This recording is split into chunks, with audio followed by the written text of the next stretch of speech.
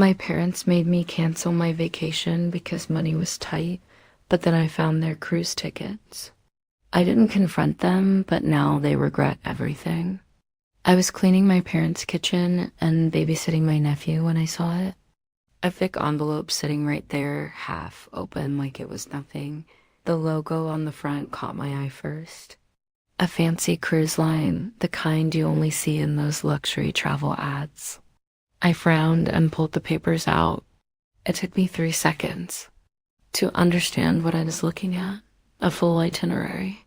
My parents, my brother, my sister, her husband, even their kids, a fully paid for week-long cruise. I felt my stomach drop, my hands tightened around the papers, my heart beat loud in my ears. This had to be a mistake. They couldn't afford a vacation. They told me so 2 months ago. I had to cancel my own vacation because money was tight. My best friends had planned it for a year, 5 days at an all-inclusive resort, the first real break I'd taken in years. I'd saved every penny myself, worked overtime, turned down nights out just to afford it.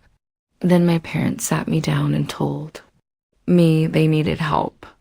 My sister was struggling, childcare was expensive, and she really needed to pick up extra shifts. They couldn't afford to hire a babysitter, and they just needed me to step up for the family. And the money, well, things were rough.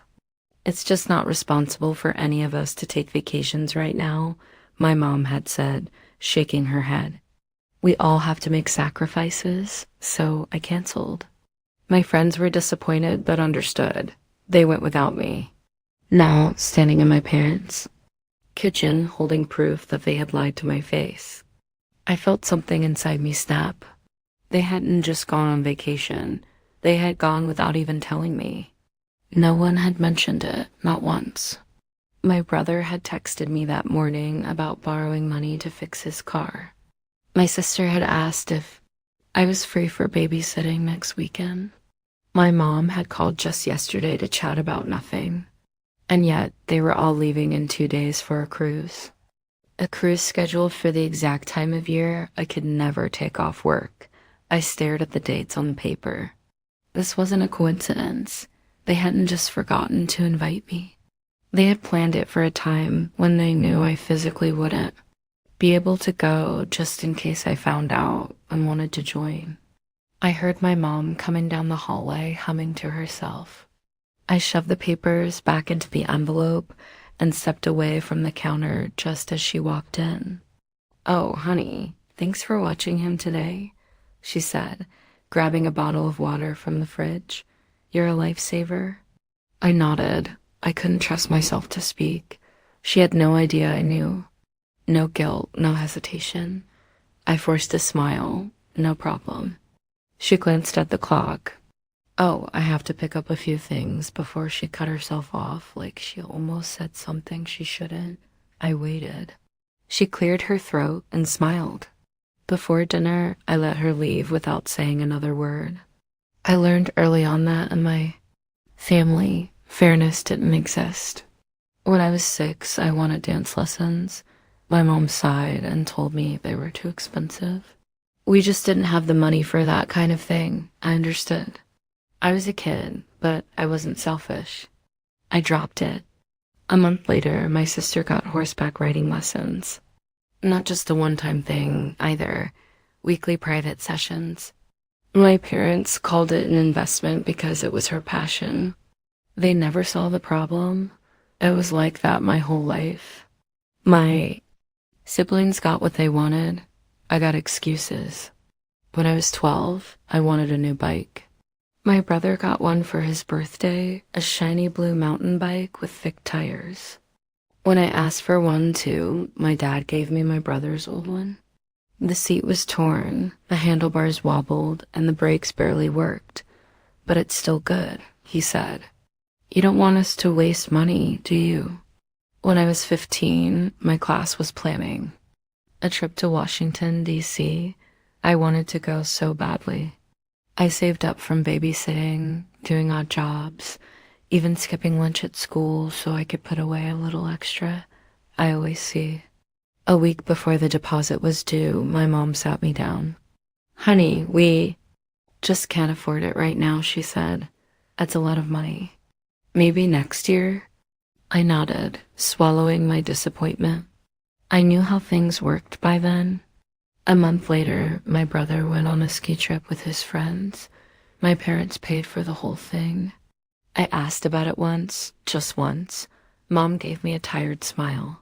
Sweetheart, it's different. He really needed this. It's important for his social life, right? Because mine wasn't. I stopped asking after that. By the time I was in college, I understood my role in the family. I was the responsible one, the independent one, the one who didn't need help. My sister and brother got handouts. I got lectures on hard work.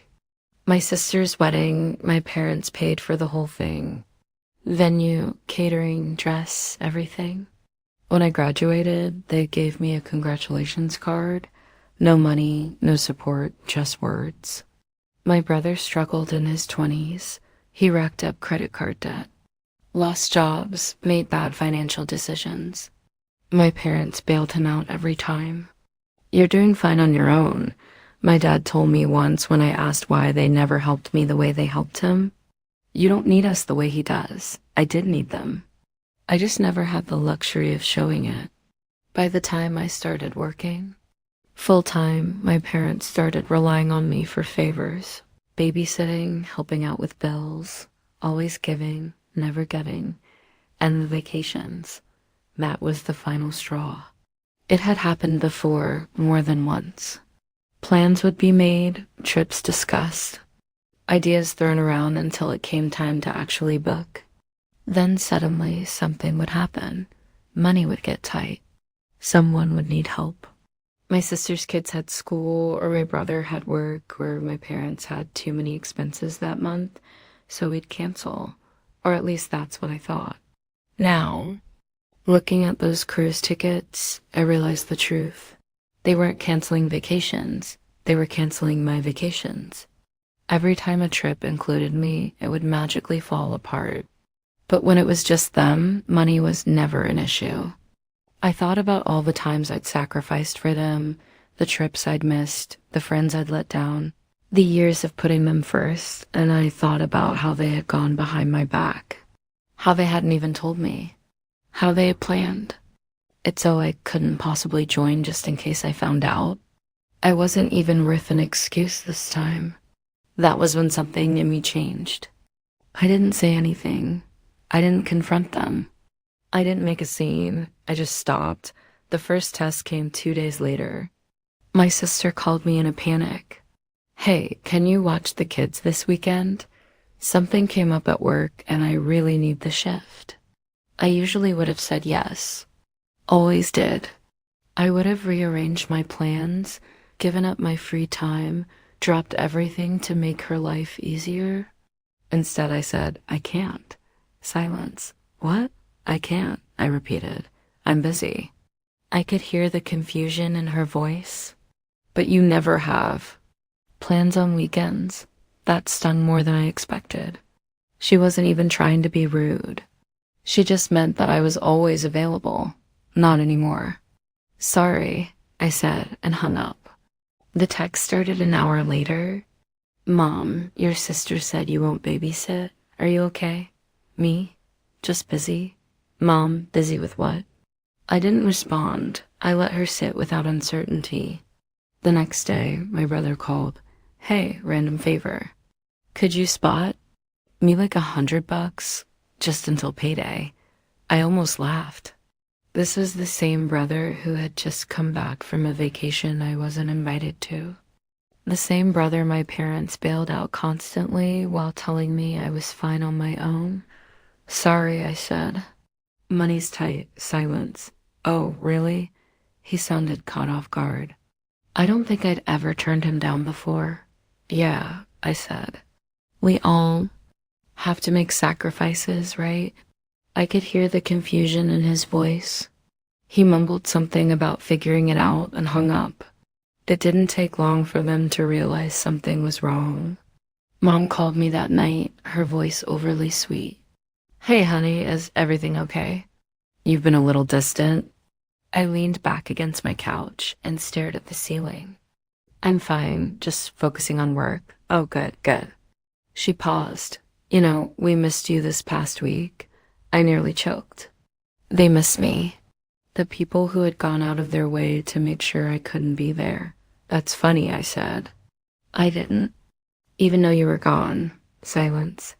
I let it sit between us, heavy and sharp. She had no idea I knew.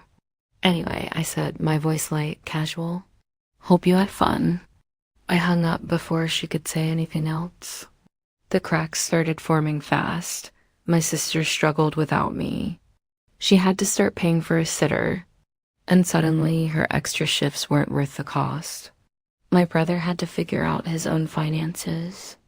Turns out when you burn through money expecting someone else to catch you, reality hits hard when that person stops catching you. My parents, they weren't used to me being distant, not answering every call, not showing up when they needed something.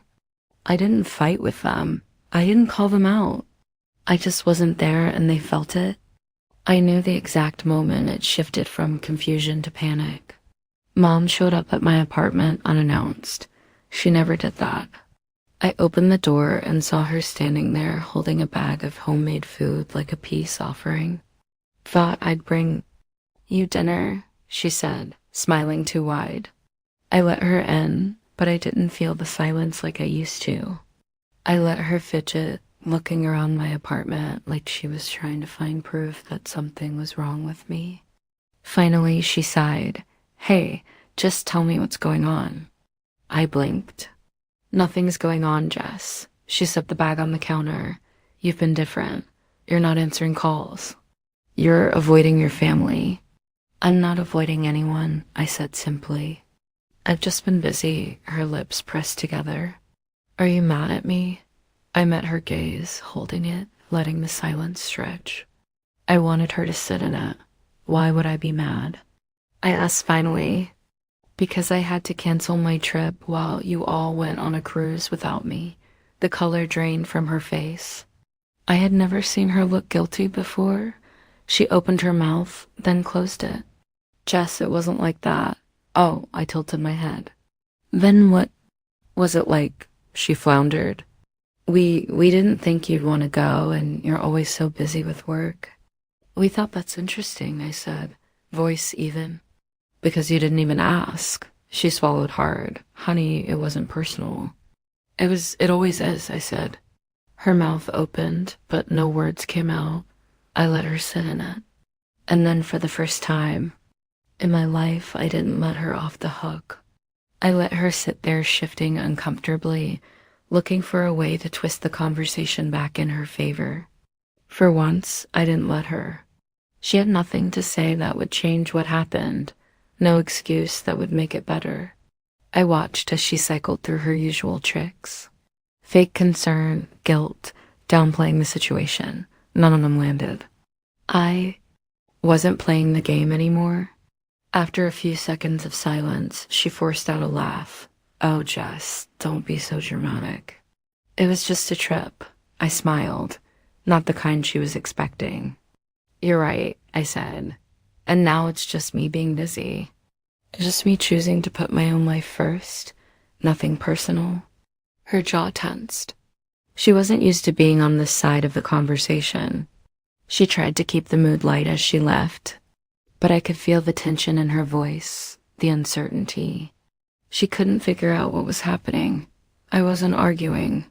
I wasn't making a scene. I was just done. She must have called my father on the way home because the next day he showed. Up at my job. I saw him through the glass doors of my office building, standing outside with his hands in his pockets, waiting. Typical. He'd never respected my boundaries, so why would he start now? I walked outside, but didn't stop. Just kept moving toward my car. Jess, he called, hurrying after me. Come on, don't be like this. I unlocked my door. Be like what? You're being unreasonable. Your mother is worried sick. I almost laughed. Worried about what? That I'd finally caught on. She said, "You think we left you out on purpose?" He continued, "That's ridiculous." "Is it?" I turned to face him, leaning against my car. "You knew I couldn't take time off work. You planned it for that exact time. That wasn't an accident." He scoffed. "So what? We were supposed to schedule our whole lives around you? No, just not lie to me." That shut him up. For a second, he exhaled through his nose, shaking his head. "Look, we didn't tell you because we knew you'd overreact." I smiled. "Right.